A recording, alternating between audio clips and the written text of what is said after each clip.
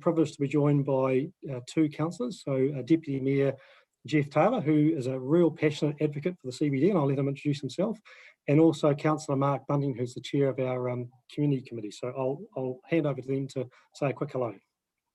Yeah, thank you, guys. I'm very proud to be Deputy Mayor, Paula's Deputy Mayor, and enjoy working with her as a team.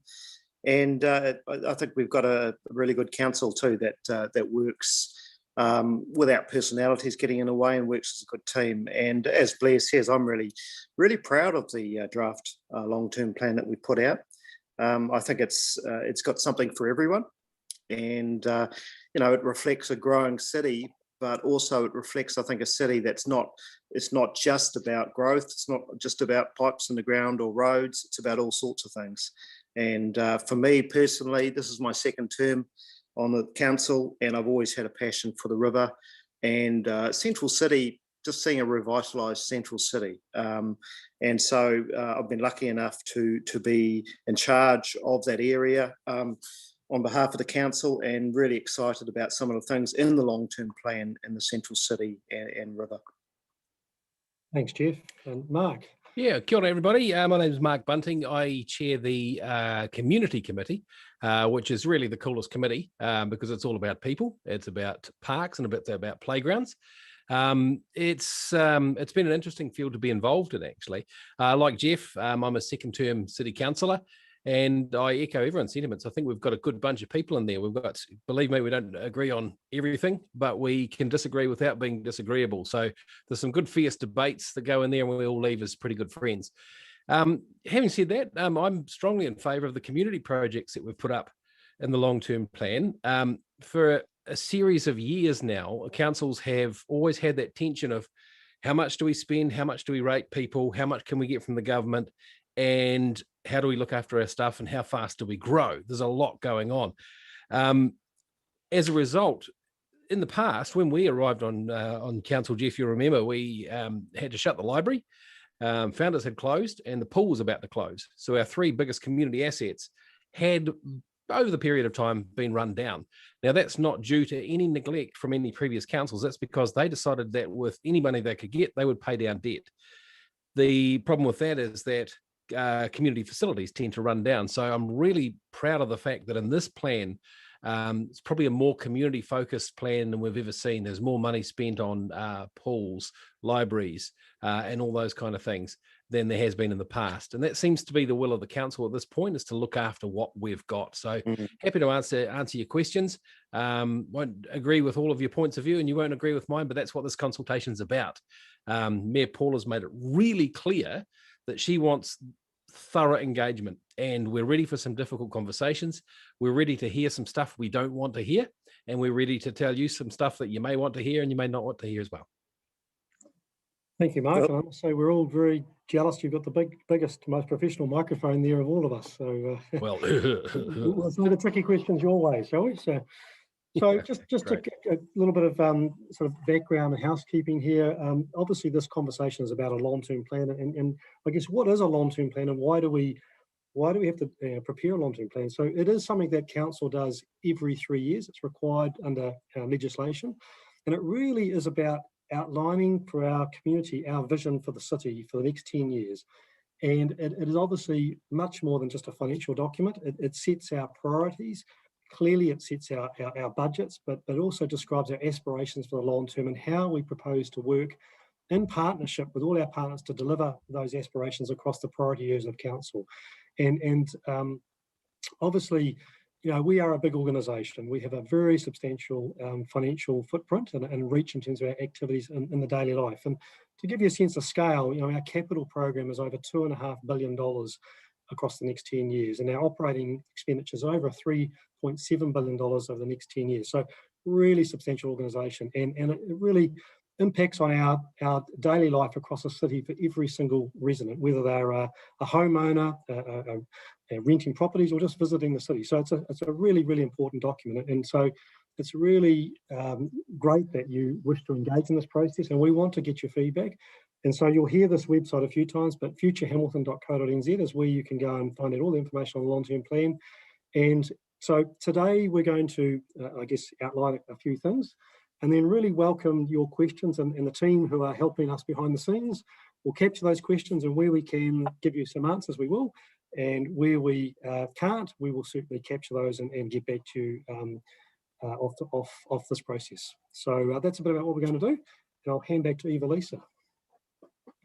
So as part of this long-term plan, the city has 5 key priority areas, and those are shaping a city that's easy to live in, shaping a city where our people thrive, shaping a central city where people love to be, shaping a fun city with lots to do, and shaping a green city. So when you sit back and reflect, and for me personally, which one of those is my favourite, I would be looking at a city that's easy to live in as a priority, and I guess that gives the biggest change, but it's not saying that the others aren't a priority. I guess for me, it's around having a city that's easy to live in, it's connected, kids can bike around safely, we adults can bike around safely, and our parents and uncles and aunties can bike around safely, or scooter if they're into scootering. We're wanting to upgrade some intersections and making them safer, and we're also looking at expanding some of our community facilities, such as libraries, and understanding what that is. So yeah, so happy to take any questions in the priority areas. I see that Amanda has asked, in what ways will you be implementing the National Urban Development Government Directive within the city's centre areas? So Geoff, I'll hand that over to you. Yeah, well, I mean, that is a really, really important issue. That one, the government wants more high density growth. We've got a housing shortage, and it wants cities like ours to build up, not just out in particular, and for more high density housing in the central city. And they're making no bones about it. That's what we have to do. And so we are currently working on how we do that, and how we do that at the pace that the government wants. And that's very much part of my work. And if we're going to have a heck of a lot more people living in the central city, we need to make it a nice place to live. And so a lot of the work that we're doing is actually making that a much nicer place with better public spaces. And we're going to put a lot of work into engaging much better with the river, which we've kind of ignored for the last 100 years, really. So it is a work in progress, because it's a big ask. It's changing a lot of what we do. But having said that, you will have noticed, Amanda, that there's a heck of a lot more apartments already appearing in the central city, and so we're well on the way. But I would say that ultimately the central city is going to look very, very different than what it does now. Yeah. I just want to talk too about the National Urban Development Strategy and the kind of things that we are getting asked to do. You'll see the first thing that everyone's eyes get drawn to is, what are the rates going to be? Now you'll see that we've packaged it a little bit differently when we've tried to reflect in the rates that about 4% of these rates, maybe more, are from initiatives that the government just demands of local government. And unfortunately, the poor old ratepayer is the one who pays the bill. So we've been trying to extrapolate that out and say, look, 4% of this rates rise is imposed upon us anyway. So, gee, it's a really good rainstorm out there. You guys getting that? Yeah, it's hosing down over here. Where was I going with that? Yeah, so... It never rains out the west. What's that? It never rains out the west. Yeah, we're not going to go down that road, Jeffrey. Yeah, so we've tried to... so there are lots of big things we're having to deal with as the government imposes stuff upon us. Like, for example, the urban development policies are saying that now when developers build apartments and houses, they don't actually have to create parking spaces for them off the road.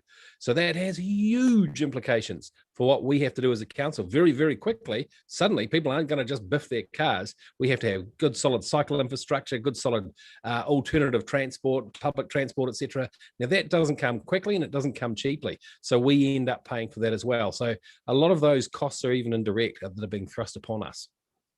Hey, so I'm just going to carry on with the West comment that Councillor Bunting had with Deputy Mayor Taylor, and Dane is asking, when are you going to spend money on West Hamilton and tidy Dinsdale up?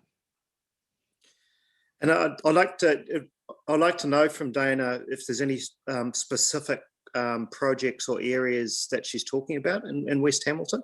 Look, I do agree. I think the Dinsdale shopping area is not looking at its best at all. I'm pretty confident as a council we try to spread the spending wherever we can. We try to spread it around. So, but I think the long-term plan is a great opportunity to tell us what in particular you think needs doing and where, and just make your voice heard. So Dana, if you've got any suggestions about things in particular that you want upgraded or done in Hamilton West, let us know tonight or just let me know directly. Yeah, or even better, go straight to the Future Hamilton site and put a submission in. The way that works is that you put a submission in, and at the bottom there's a wee thing that says, do you want to speak to your submission? So there's after a certain period of time, I think it's about 3 weeks from now, guys, is it? We take all the submissions in, and then you come and you talk with council. Now, don't be afraid, but that's a really effective way to get your message across, because we don't have a monopoly on all the good ideas. And to me, I remember last 10-year plan, we covered about 2,500 submissions, and some of the best ideas came from those submissions. So that's what we really want to hear from you about those ideas. So Dana, yeah, exactly what you want done, let us know. And Dana, I'm a West Ward councillor and I live in Grandview, so I'm the right person to be asking about this. So don't be shy to let me know. One thing I do want to see is the awful Dinsdale roundabout. I would love to see us one day take Tauranga as an example and actually put some lights on that at peak time, because it's quite a scary place, and I've got 2 teenage daughters who hate driving through that roundabout at peak time. And I have seen roundabouts in Papamoa area where, well, it's close to Papamoa, where they actually have lights at peak time, and it just helps the flow. So that's one thing I've been pushing for, certainly. Same over over on the other side of town too. There's the Crosby Road roundabout, which you'll be familiar with. It was about a $20 million roundabout, beautiful piece of engineering. But now there's 48,000 cars, I think, go through that per day. 48,000 vehicle movements per day. Now, if you're cognizant of where the expressway is going to go, that's going to be even more, because that's one of the 2 or 3 exits we have off the expressway into town. It's called Pardoa. So it's going to get even bigger. So we're looking at signalising that one as well. And while we're on the subject of roundabouts, one I'm very, very hot on at the moment is the Gordonton Road Puketaha roundabout. There's a suggestion there that we put some money aside for that. As more and more people are coming in from the Puketaha, Morrinsville area onto Gordonton Road, people are doing some near suicidal things on that road. It's just hideous and it's really scary. So be really keen, if you share the idea, to see your support through the submissions on that one. And I guess Mark and Geoff, just on the west, could you tell Mark, you're in charge of community services in the zoo. It might be worth telling Dana about the plans for the zoo and Brymer Road. Yeah, we're going to move the zoo to the east, and no, just kidding. It's quite exciting. It's already starting actually now. Is the Brymer Road upgrade? Because what we're doing with the zoo is we're giving it some love at last, because we tend to believe that the gardens are magnificent. And you notice that people say about Hamilton, they used to say, "Oh, Hamilton, terrible town. Oh, Hamilton, terrible town." Now they say, Hamilton, terrible town, but nice gardens. We want them to say a little bit more than that, and we want them to actually stay an extra night. And we think the zoo and Waiwhakareki are key to that. Waiwhakareki is an incredible ecological homemade product, if you like, and the zoo is getting some serious money put into it. So we're talking about a conference centre up there. We're talking about a new cafe, which is being built right now, a new entranceway and crossing across Brymer Road across there, and in the not too distant future, we hope, accommodation in the zoo, which would be pretty darn exciting. Am I allowed to speak about that? So how about we,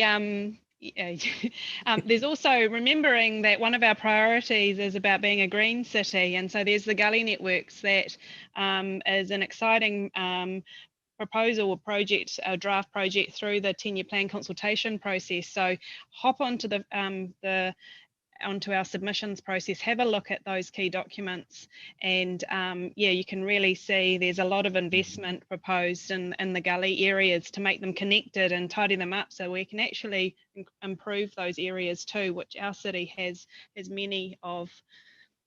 So yeah. Well, thank you, Eeva-Lisa. And just to kind of close out that conversation that Mark and Geoff have had, some of the projects that you may submit or send ideas and may not necessarily be visible in our current long-term plan, but such as our budgets, there may be things where we can, through our renewal program or some of our maintenance program, capture those ideas and feed it into our program over the next few years. So all your ideas are great. They definitely influence the thinking of the staff and councillors. And I guess just to come back to the question that Amanda had around the central city, Geoff, there is a priority area, a central city where people love to be, and that particular priority area is all about the initiatives and projects that are directly in response to, I guess, the central city transformation plan and the vision that our council has and you have to transform the central city. So an extensive range of investments there. Absolutely, and really exciting. And the I think the whether or not, whatever you think about founders, I think the plan to build the Waikato Regional Theatre on the riverside is a game changer. The way it's going to give us the opportunities to open up the river, I think, is going to be huge. So I regard that as a bit of a centerpiece, because the development that's going to occur around that area is going to change the way we see the river from Victoria Street. And not far away from there, we're proposing a pedestrian cycle bridge, which is a project put up by Rotary to celebrate 100 years in 2024. So we're getting behind that as well. And I think that would just, the two centerpieces, the theatre and the pedestrian bridge, and all the other development that we're going to start to see in that south end is really exciting. And it's going to provide a great link between the east and the west in terms of people walking and cycling. So Blair, you're right. There's and we're hearing over the last couple of weeks some more projects people are talking about in that area as well. So I just think we're going to change from the days where you can walk down Victoria Street and not even see the river. I think in 5-6 years, we're just going to see a whole new energy along the river.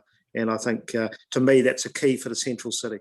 And I think, Mark and Geoff, just to kind of close that out, one of the features of this long-term plan is whilst there are the core projects around transportation of waters, the feature of this long-term plan has actually been far more than just the growth-focused projects, we're a high-growth city and we need to look after and invest in growth. But I think the feature of this has been the other priorities, and I know you're both very passionate about that. Yeah. So can I just jump in? I'm just wanting to go. There's some more questions here, and while I sort of segue into one that was just there actually from Phil. I saw one from Phil there about cycleways. So, but first of all, I just want to pay tribute to Geoff, because I don't think I've ever seen anyone work harder on revitalising the central city from a political sense than Geoff. And big ups to you, mate. I think it's fantastic. I'm looking forward to supporting it. With regards to the cycling bridge, it's more than just a beautiful bridge, as you can see behind Geoff with his clever placement of his favourite project. It's also a major link between the east and the west for cycles, and it brings up Phil's question, which is about safe cycleways. Now, Phil, having had many conversations with me, that I'm going to back this, but I'm not going to do it at the expense of cars. And I've seen it done really well and really badly around the country. And I'm aware that every city has a Mike Hosking. I'm aware of that. And there are a lot of people who don't want to see cycleways impeding on cars. I think Geoff's one of them, and I think I'm another one of those. I think we've got enough streets and enough places to make a completely connected network that doesn't impinge on motoring. So everybody wins out of this, because cycleways have to be car friendly as well. It's not a car versus bike thing. So you'll see that, there are places where you may have to share, a la the Claudens Bridge, Victoria Street. When we put Sharrows down there, people need to get used to sharing with bikes and cars. That should be done at the rarest of instance. The Eastern Pathways and the school route, the school run, are massive projects. Now, the way this works is that we have to get funding from the government to pay for half of these things, at least, because we cannot afford to go it alone. So what we have to do is do these enormously, and I'm always nagging Eeva-Lisa about these painfully long, arduous business plans for the government to try and squeeze some money out of them. We do that, and then they come to us and say, oh, by the way, we haven't got any money left, and then we get all upset, and the cycle goes around and around and around. Meanwhile, people are getting into more danger on their bikes. So the Eastern Pathways and the school run, I would highly recommend you have a good look at that. The school run is a run from Hukanui School all the way along to Peach Grove Road. Now, this thing is massive. We're talking 20s of millions of dollars here that we're asking the government to help us with as well. So please have your say on that. If it affects you in one way or another, we want to know, because this is really, really important. And look, if you all say it's a dumb idea, then you better believe we're going to listen to you. Mark, can I just add to that? Because what you were saying about cycleways, I entirely endorse it, and this has not always been the case with me. I've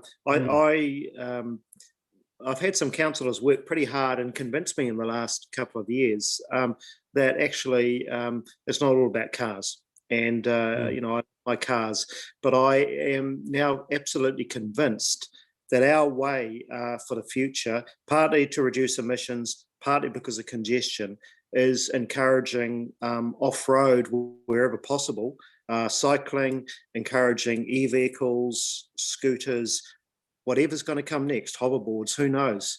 And I actually think that's the key to moving people around in our central city, rather than buses, in my view, which I regard as rather old technology. And I think there's a place for buses, but how they run will be I think an interesting issue for the future. But so I actually think the off-road cycleways, walkways are actually really important, and that separation of cyclists and motorists and buses is key wherever possible. And please, believe it's not an ideological save the world type thing. Yes, it has absolutely environmental benefits, you know, and we all know it's better. You know, to my mind, the health system is actually cycleways, not the hospital. The hospitals are the sickness system. The health system is what we do to look after ourselves. But it's also an economic thing. It's making sure that those people who do need to use roads, the deliveries, the people who do need to drop their kids at places have some room to go. Because I don't know about you, but we talk about a 20-minute city. I talk about spending 20 minutes at the corner of Bryce Street in my car at the moment. Yeah, so just carrying on from that, part of the 10-year plan and the draft 10-year plan, there's $69 million on more on and off-road cycleways and paths to discover and explore our city. And there is one project in there where there's a proposal to invest $55 million over the next 10. So check it out in future, hamilton.co.nz. There is the ability, have your say, is that what you want? Both Councillor Bunting and Deputy Mayor Taylor have made some really interesting points, and so yeah, really keen to hear your feedback on that.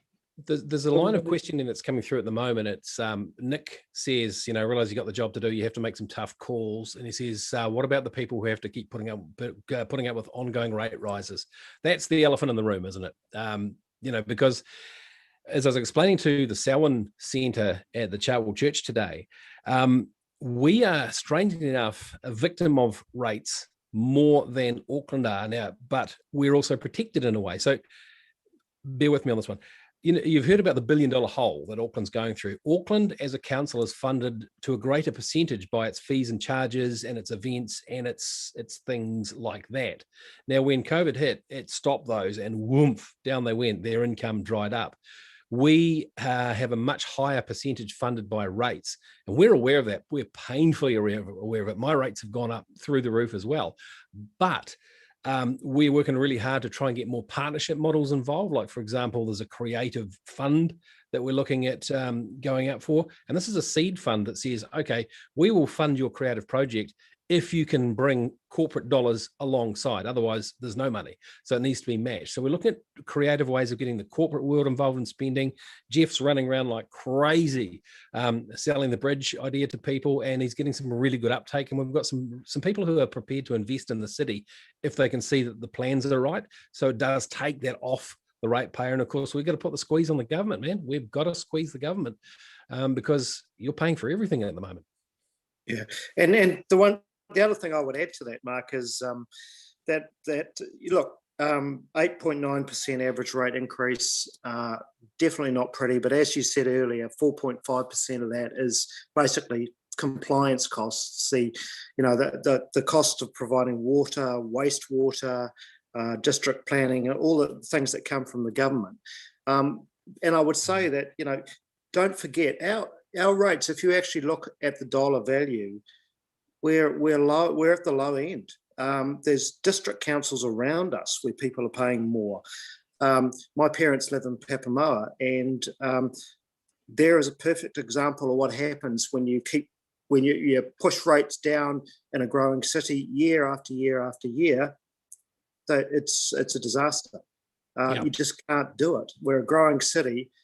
We are, as politicians, we are totally aware of the pain because we hear it all the time and we get the phone calls. But we actually think we're doing the responsible thing for the city. Yeah, and then look, there's always going to be that tension. The easy answer is to say spend nothing. It's an easy answer. Unfortunately, you spend nothing, your roads crack, your pipes crack, and it's more and more expensive to do that. We all go into our very first election saying we're going to hold rates down. And I'm not saying I've sucked the Kool-Aid or anything like that, but I can see that costs are going up in a growing city, and we've got this tension between paying for what's right now, trying to keep our existing stuff going, and paying for the future generations of stuff. Because our job is actually not to plan for us now, it's to plan for our children and our children's children down the track. I think we learned the lesson of not looking after what we've got in past terms, and it looks okay for a while, but then if you don't maintain things, it kicks you in the bum a few years down the track. And one thing I think we're all quite proud of around the council is that we are doing what we need to look after what we've got. And that's not an easy thing to do because it's not glamorous. Yeah, and for those who've just joined, I keep going back to what I said at the beginning, and that when we walked into council, the facilities were really getting run down, and the infrastructure was getting really run down because we were having what was known as austerity budgets where we do, as you say, Stephen, spend nothing. The lawns weren't getting mowed, and sooner or later, that cat, like Geoff says, it catches you and it boots you in the bum. Now we have to control ourselves because, yes, there's always the temptation to bring up these things, legacy projects, and staff challenge us all the time. We come in and say, we want to build cycleways. Well, they go, why? We want to build a dome over the pool. Why? And we get challenged all the time. So there's some pretty sound thinking gone behind that. But the most important people to tell us why are you. Why or why not? So get your submissions in, please, to futurehamilton.co.nz.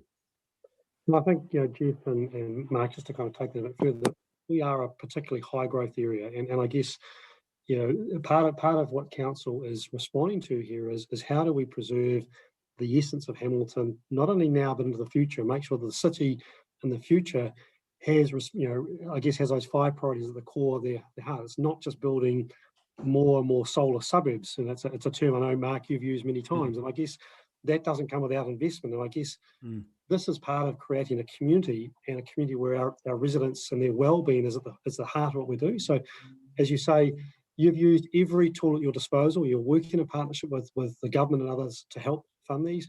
We are making the growth community pay their fair share. Development contributions are out for consultation. This council has secured substantial funding from the government for a number of projects. And so we are investing, you say, not only now, but also into the future to make sure that Hamilton is a wonderful, exciting city to live in, not only now, but in 20, 30, 40 years' time. And I know you're both really passionate about that. Yeah. And look, our staff are exactly the same. People like Blair that you're talking to there, he's one of the world's most humble man, but he's one of the best at building relationships with the government and with our neighbouring councils, because as I think the previous Mayor Andrew said, we're right at our fence line, we're right at our boundary. And so we have to start doing things like building up rather than out, and also having really good negotiations with our neighbours. For example, our sewage treatment plant, it ain't getting any smaller and it ain't getting any younger, and people are not stopping doing, number 1s and 2s, and we're growing. So we're going to have to start looking at another one very, very shortly. Now, where are we going to put that? We're not going to put that in Dinsdale. We're certainly not going to put it in the central city. We have to talk nicely to our neighbours. Now, we build a sewage treatment plant. Do they tap into it or not? And that's what this thing called Three Waters is all about. It's about integration with other councils. But unfortunately, involve the government, that comes with a lot of money as well. Hey, so there's another question in here from Sue. She's asking how in this 10-year plan are we addressing the access needs for the disabled community? You want to go first with that one, Geoff? I could have a crack. Yeah, I've just got very heavy rain here, so I've just got it on mute a bit. Can you? Yeah, no worries. So we can always do better, a lot better. And I have to really tip my hat to Councillor Sarah, who's been working really hard. I don't think we can have a single meeting without her asking about the disabled when it comes to our housing design, inclusive design, etc.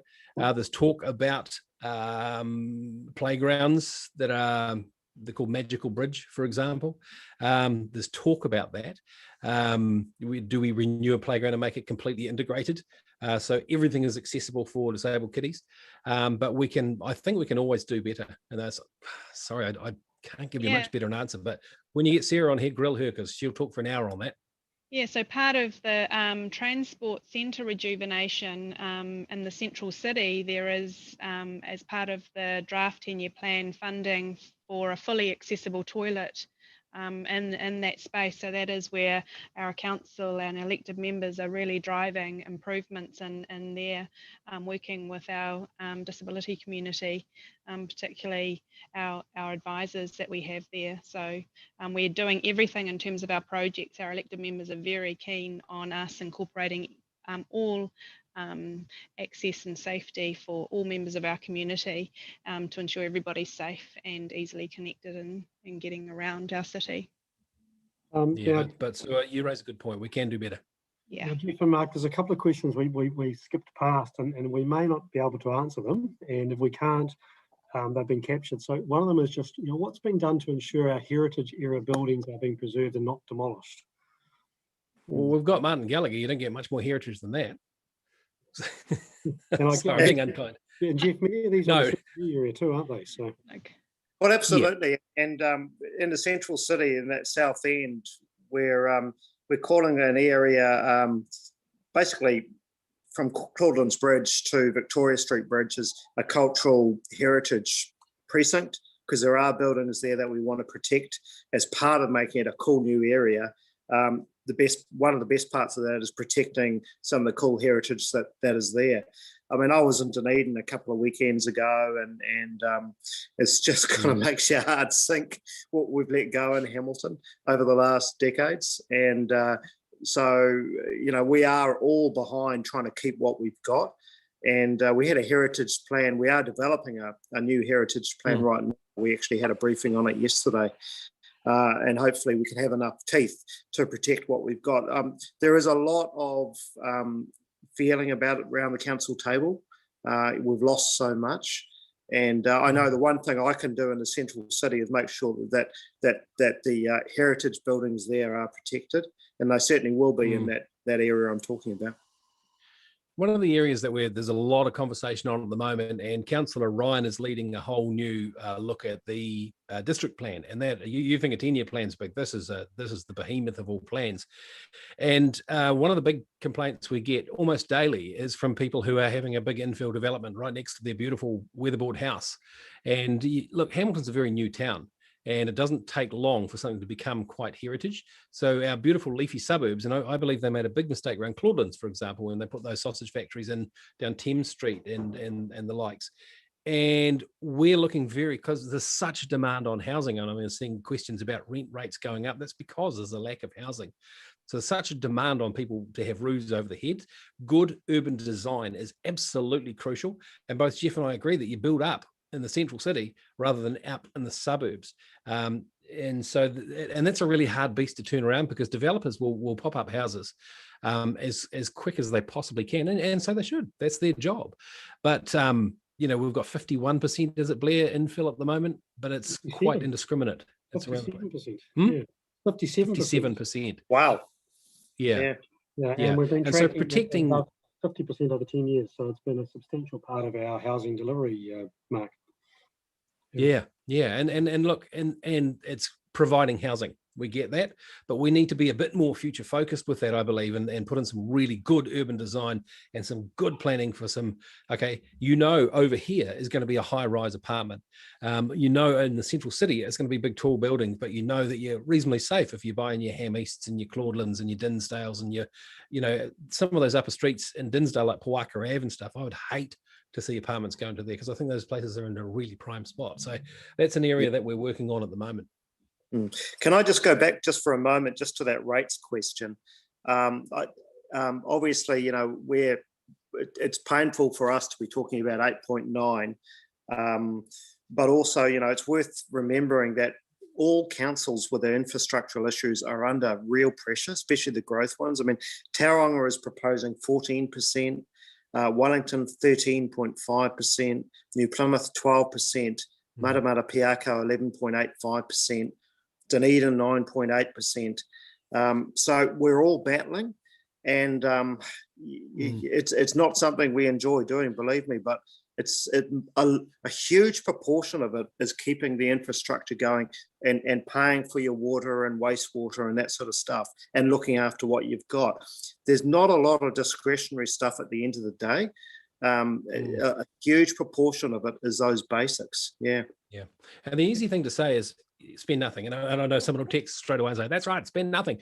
But, you know, okay, so what do we do about a lack of aquatic space? You know, at the moment, you know, people say, oh, crikey, this pool dome, that looks a bit extravagant. But when you realize the thinking behind that, we've had, you know, as head of community, we've had major studies done on the aquatic demand around the place, and we are seriously lacking in places to get cool and wet in summertime. Okay, today's an exception, just go out and play in a puddle, but it's, you know, there's such demand for that. Now, strange enough, it's as the planet's getting warmer, I know you're going to hate me for saying this, but as the planet's getting warmer, we need a place to get cooler. And I don't want to point out the obvious, but we haven't got a beach. So we have to have artificial swimming space. The river's lovely, but not safe. So we've got 50 meters of unused space for 7 months of the year. So what we're proposing is one of the most cost-effective ways of suddenly finding 50 meters of unused space is to put a big dome over the pool that comes off in summer. So we can use that Lido pool 12 months of a year, because at the moment it's unused. So that's a reasonably quick and pragmatic way. It's not ideal, but it's a pragmatic way of creating more lane space. But if you don't want it, let us know in the submissions. And I guess, you know, Geoff, just again, you know, running the city on a daily basis is not cheap. And so one of the things that our rates are about is making sure that we pay for our everyday costs from our everyday revenue. In other words, we're not running into deficit, and that's really, really important, and something that I know you and your colleagues have really focused on. How do we make sure that we balance the books so we don't spend more than we earn? And equally, a lot of people find debt somewhat challenging. This council has had to use debt, but you use your debt wisely, and it's not as if you are you know, you're borrowing for long-term intergenerational projects, and there are a range of projects that this council has decided to invest in, and some of those are through debt. And I guess debt is one way that you can spread the burden. So not all of the ratepayers today pay for it. It is paid by those who benefit from the projects over the life of the project. And I guess that is something that this council has certainly through this long-term plan really focused on. And again, something that the council welcomed the submissions on in terms of its financial plan, both in terms of rates increase, the plan to make sure that they cover everyday costs with everyday revenue, and its debt proposals. Yeah, that's exactly right. I mean, the everyday costs are humongous. I think over the next 10 years, I think we're spending something like 3.7 billion on those everyday costs of keeping the city going, and that's so we don't borrow for the everyday costs. You know, we don't borrow to keep the lights on. That's And there's a tremendous model that I've seen. You know, someone said. I think they ran an ad in, I think it was Newcastle in Australia, and it said, you know, what would happen if you stopped paying rates? And, you know, it just showed that things would erode. Now, you could, yeah, granted, you can go out and buy your own water, you can build your own sewage system, you can do all that sort of stuff, but you won't be able to do it cheaper. And it's just, it's the bane of our lives. You know, we both had dark hair when we entered this job, because we see numbers that are just, they'd make your heart bleed, but you know, we've just got to pay those bills. How are we going with the questions, Eeva-Lisa? So we've got Kimmy. We've got a question. Kimmy asks, will you be prioritising traffic management and parking around our city's schools? Oh, yes. That's Mark's one, that one. Yeah, let me have a crack at that. Yeah, I mean, look, and this is, again, we're trying to plan way ahead. This is a part of the cycleways thing. I firmly believe if we can get our kiddies cycling to school or busing to school without mum or dad dropping them off, then they obviously that's going to reduce that congestion around schools. Secondly, if you're not dropping your kids off at school and they're getting independently to and from school, you may make a different choice about how you get to work as well. So it's a double whammy, that one. What I'm also trying to do at the moment is, I know some of that, we've got the most incredible school educators. There's a couple of guys there. Cam's one of them, and he came up with these little yellow signs that they put up outside Hukanui School, and I think Aberdeen School, and about 5 schools, and the schools put them out, and it just says, "Hey, think where you're going to park. You're putting your kids at danger." And all of a sudden, whoa, it got rid of parents parking on double lines and taking silly risks. So yeah, it's we want to hopefully. And this isn't actually part of a long-term plan. I'm just pushing a wee bandwagon here. But hopefully we'll be able to get those signs. I'm looking for a sponsor to get their logo along the bottom of the signs so we can get them around every single school around Hamilton. Sue was asking about parking wardens, why they always walk around in pairs. That's a matter of safety. You should see some of the rubbish that these guys get thrown at them. You cannot pay those guys enough to do that job. The amount of abuse, the amount of horror that they take is, you'd be embarrassed to live in this city if you could see some of the footage we see from those chest cams. It's absolutely frightening. Geoff has worked really hard with the 2 hours free in the CBD, and I doff my cap to you for that one, to make a more appealing parking situation so that the parking wardens are actually your friends. They give you a hand rather than come along and write you a ticket. So, but boy, oh boy, that's a big one, isn't it? That's a tough They've got one. a horrendous job. When I was a reporter, I went out for a day with a parking warden before I got on council, and I was at the Waikato Times, and it was just horrendous. And I really, really felt for them, and it's just, that's why they go around in pairs, because you wouldn't be alone. It's actually how Geoff and I met. Have we told that story, Geoff, in public? How we met? Get onto the question. I was a radio. Can we tell the story? Go anywhere. Just no. This is all right. This is no, it's not. We were young and stupid and a bit braver than we are now.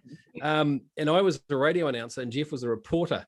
And I would park my car with Bunting in the morning on it, right beside BP Whitiora. And then one day I got a parking ticket, and I thought, well, they could have just rung me. It's got Bunting written on the side of the car. So I got all snippy and snotty, and I hired a crane. And the next day I hung the car over the parking space, so it wasn't technically on the parking space. And Geoff came down and covered it, and he thought it was just great. Well, at the time, you thought it was great. I thought you were right from the start. Yeah, thanks. Yeah, and I'm proving to be the case. For it twisted the car, it ruined it, but that's how we met, and a beautiful relationship was born. That's very nice. Thank you for that. So Paul has asked a question about the streets that are in need of repairs and those streets that need jutta bars or islands. How does is there anything in our 10-year plan that covers those? Yes. Yeah. Yep. Yeah. And then that's the age-old question. Geoff, do you want to have the first crack at that one, or Eeva-Lisa, do you want to have a go at that? It's your department. Oh, look, yes, there is, and there is lots of focus on our streets all over our city, and we've done a big assessment, particularly on our footpaths, because footpaths are a big area of focus for our council, and there is a lot of investment in terms of footpaths and our roading network and our safety, but it's also just balancing that with our speed. And sometimes when you put in the speed humps or the jutta bars, they cause other problems, so we're just making sure that we put in the right piece of infrastructure to help slow cars down. But definitely you need to, that's one area that if you think that there's an issue in your street, please let us know, and please submit on this 10-year plan, because it is about understanding where those are, and so our councillors can actually look into that and work with that in terms of this draft plan. So in priority 1, there is just on footpaths. 66 million is part of our 10-year plan for footpaths. Yeah, and we're the first city in the country to actually declare ourselves what's called Vision Zero. And Vision Zero means we are targeting no deaths. no major injuries on our streets, because you've got to understand that as a councillor, and I'm pretty sure Eeva-Lisa and Blair, you feel this as well. Every time you hear a siren, you think, oh, what could I have done differently? And you take it personally. And when someone gets hurt or worse, maimed on your roads, you think, God, what could I have done? And so we're doing our very best to respond to those. Believe me, there's a raised platform I'm trying to get on a certain street, and I find out that it's like 7th or 8th or 9th in priority. So there are so many of these that we need to build around town. We just don't have enough people to build them fast enough at the moment. Okay, so I think we've got one last question here that I think could probably be for both of you. So this is from Craig, and he's basically saying, look, with so many exciting projects on the table that will hopefully be really fantastic, attracting more visitors and businesses that bring economic growth to our city. Are we giving some attention to focusing on partnerships, and particularly the relationship with those private providers and how they can be part of delivering that future? So I think you both probably want to have a crack at that one. Yeah, Geoff, you go first. You're doing a lot of work in that space. Well, I think in terms of the central city, we've absolutely we're in the process of completing a refresh of our central city transformation plan, and that's about planning for the next 10, 20, 30 years. And a big part of that is ensuring that private business knows exactly what we've got planned throughout the city, but more importantly, we know what they've got planned throughout the central city so that we can work together. And that's something that probably historically with councils hasn't always happened, and it just means that we can complement each other. For example, Union Square in the south end, and so we can bring forward an upgrade of Alexandra Street, which is going to complement that facility. And the key to us developing the Riverside is going to be partnerships. We bought those properties just south of Victoria on the river, which I totally stand by the fact that we bought those, because it shows some vision. And we needed to basically, in my view, we needed to control what happened on our riverside after 100 years of leaving it to chance. Now, we will not be developing those alone, the chances are. We will be working with a developer to do something special there, and then we will exit. And that is the model, really, that we are looking to follow throughout the central city.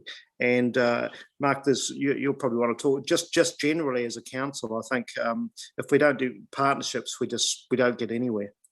Oh, totally. And look, we've got some great partnerships already. Because like the Gardens Cafe, I put a plug in for Craig there. He's a fantastic businessman who's done great stuff for that, and it's in our best interest for him to do well. Same with the Veranda, same with other places. The zoo, for example, when we get the cafe up there, that is going to be a massive tender, because that's such an attractive option for people. There are going to be so many people going through there. There may be the accommodations to feed later. There'll be the conference centre up there as well. So there's that sort of thing. Plus, again, the creative arts fund that we're putting up, which is it's called a partnership fund, or a seed fund, if you like, where we with Creative Waikato will get people coming to us saying, we want to do this in town, we want to make this look great, we want to build this, etc. We'll say, yeah, that's good, go find half the money from a corporate and we'll put the other half in, and until such time, don't come to us. So we can't get the ratepayers to pay for everything anymore. We've got to be creative. And like I keep saying, there are so many people around here, some brilliant people around this wonderful community who want to invest, but they just need the leadership from the council. And we're putting our hand out and saying, or hands out and saying, yeah, come to us, let's talk about it. And can I just say, our track record in the last few years is, I've got to say, really good. You look at Peacock, and our staff, our management, their ability to have a relationship with government at high levels.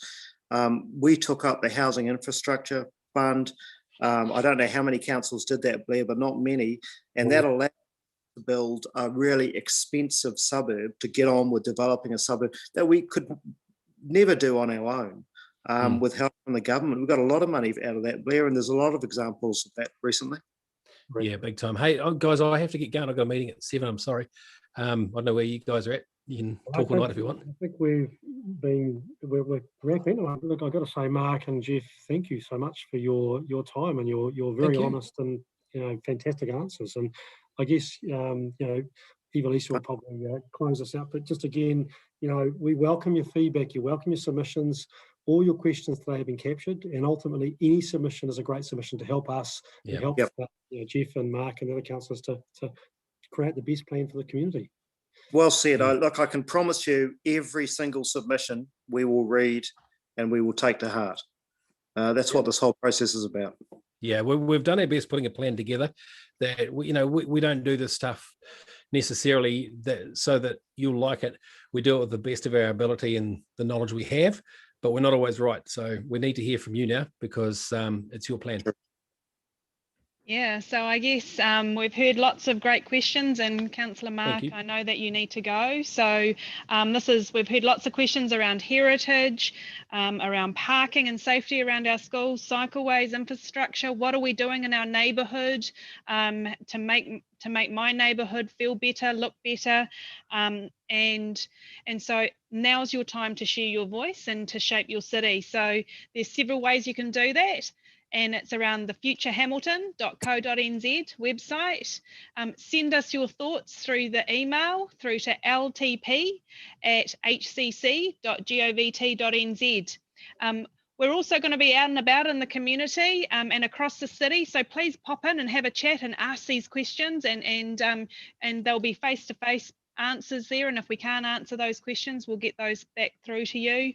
Message us on Facebook, LinkedIn, Instagram, or visit our libraries or council facilities. So we've got until 7th of April, Wednesday, to give us your feedback. So it's really important, even if it's 2 minutes, love it or like to focus on these areas.